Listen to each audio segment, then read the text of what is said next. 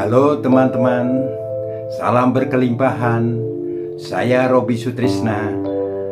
Di video ini saya mau membahas seputar karma. Kenapa? Karena di luar sana banyak pertanyaan dari teman-teman mengenai seputar karma ini. Apakah karma itu? Apakah karma itu ada? Seperti apa karma itu? Sebelum saya mulai, teman-teman jangan lupa like, subscribe, dan share agar tidak ketinggalan video-video lainnya dan ikut membantu mengembangkan channel Yes Bisa ini. Terima kasih. Kenapa sih kita selalu mengulang-ulang kesalahan kita dengan menarik orang-orang yang salah masuk di kehidupan kita? Menarik toxic people atau cowok atau cewek atau yang menarik pasangan yang salah, selalu salah diulang-ulang. Atau kita selalu dirugikan, atau kita selalu bercerai, atau ditipu dalam bisnis. Pokoknya hal-hal yang tidak kita inginkan berulang terjadi. Banyak orang yang biasanya itu bilang, kita sedang berada di lingkaran setan, atau kita sedang dikelilingi setan. Aku harap teman-teman jangan berpikir seperti itu, karena di dunia spiritual tidak ada namanya lingkaran setan. Atau yang lagi cari jodoh, ketika belum juga menemukannya, dia mulai menyalahkan mantannya dan orang sekelilingnya seolah-olah nggak ikut mendukungnya. Juga berprasangka negatif bahwa dia didukunin mantannya supaya nggak dapat jodoh. Aku tekanin sekali lagi, aku harap teman-teman jangan pernah berpikir seperti itu lagi. Yang benar adalah apapun yang kita pikirkan dan percayai, ketika pikiran itu masuk ke pikiran bawah sadar kita, itu akan terjadi dan akan terulang kembali di kehidupan nyata kita. Kita harus yakin dan percaya bahwa alam semesta tidak memiliki sifat seperti itu. Tidak akan memberikan kejadian-kejadian buruk atau karma buruk terhadap kita. Dan juga alam semesta tidak akan membalas sakit hatimu. Jadi pengertian karma bukan untuk pembalasan. Karena arti dari karma itu sendiri adalah liberation atau pembebasan, atau kita menjadi freedom atau bebas dari hal-hal seperti itu tadi. Sekarang sebelum aku ngomongin ke arah sana, aku mau bahas dulu kenapa dan untuk apa kita datang ke bumi ini. Datang ke dunia ini tujuannya dan masuk ke tubuh ini. Jadi perumpamaan dan analoginya seperti ini. Tubuh adalah aspek keberadaan secara fisik, seperti perangkat keras di komputer. Kalau di komputer seperti keyboard, monitor, hard disk, dan lain-lain. Kalau di organ tubuh seperti darah, kulit, tulang, ginjal, jantung, otak, dan lain-lain. Kalau pikiran seperti perangkat lunak di komputer, seperti sistem operasi atau OS. Berisikan semua memori pikiran manusia, intelek atau kecerdasan manusia, identitas, dan juga ego. Yang terakhir adalah soul atau ruh, adalah kekuatan yang ada di dalam yang memberi kita kehidupan, seperti listrik yang membuat komputer hidup dan jalan. Jadi kita bukan komputer, kita tetap manusia, atau makhluk yang berwujud dan makhluk yang tidak berwujud. Sayangnya kita tanpa sadar berpikir bahwa kita ini sebuah perangkat komputer. Jadi kita imitasikan diri sendiri bahwa kita adalah hanya perangkat komputer.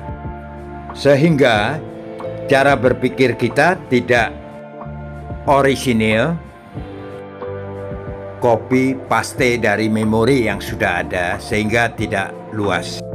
Tetapi kalau kita berpikir secara sadar bahwa kita manusia, kita seharusnya memiliki kebebasan melebihi dari hanya sekedar perangkat komputer.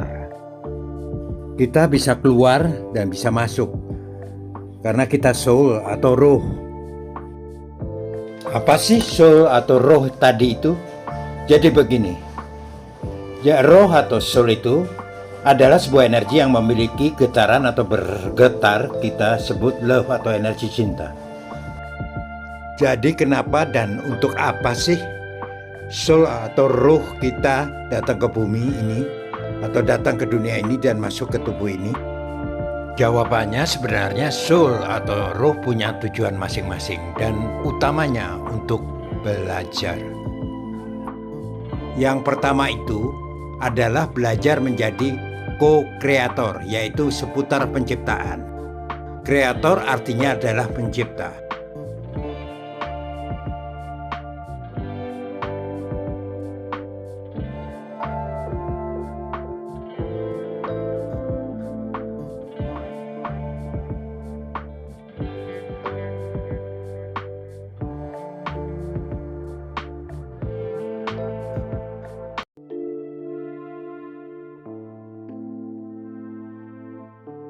Nah, sekarang yang diciptakan oleh soul atau ruh itu apa?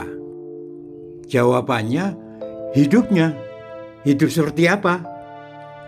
Ya terserah, mau seputar abundance misalnya, atau mungkin dia mau menjadi pemain bola yang paling handal, atau mau jadi musician, artis, atau ice skater, dan lain-lainnya.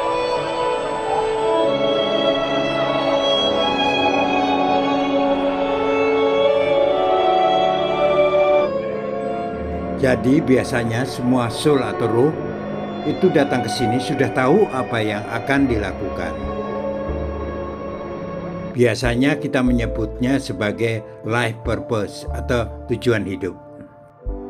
Yang kedua, soul atau ruh kita turun ke sini, ke dunia ini, seperti pergi ke sekolah untuk belajar, untuk jadi master. Master apa? Master seputar kehidupan atau life mastery. Belajar sesuatu di kehidupan ini. Belajar kita menghargai dan menyayangi diri sendiri. Belajar bisa mengatasi emosi seperti rasa takut, rasa marah, rasa benci, rasa dendam, dan rasa kekurangan dalam diri kita ini. Banyak orang yang tidak berhasil untuk belajar tentang forgiveness atau memaafkan, atau seputar orang yang merasa diabaikan sama seseorang atau diabaikan oleh orang tuanya, dan biasanya akan terperangkap dengan perasaan itu dan dibawa sampai dia besar. Bahkan ada yang sampai meninggal masih membawa perasaan itu. Ada juga seputar berduka cita yang ditinggalkan oleh pasangannya, atau ditinggalkan anaknya, atau saudara yang terdekat, atau orang tuanya sendiri. Dan dia nggak lama kemudian meninggal juga, membawa perasaan-perasaan itu.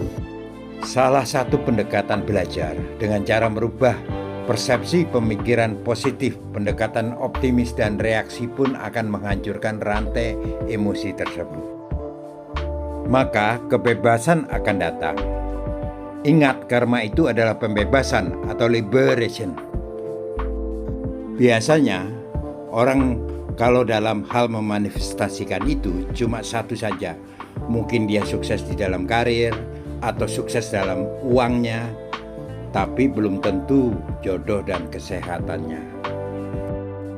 Ketika bisa mengatasi emosi tersebut, maka kita tidak hanya kekayaan yang datang, tapi pasangan hidup dan kesehatan.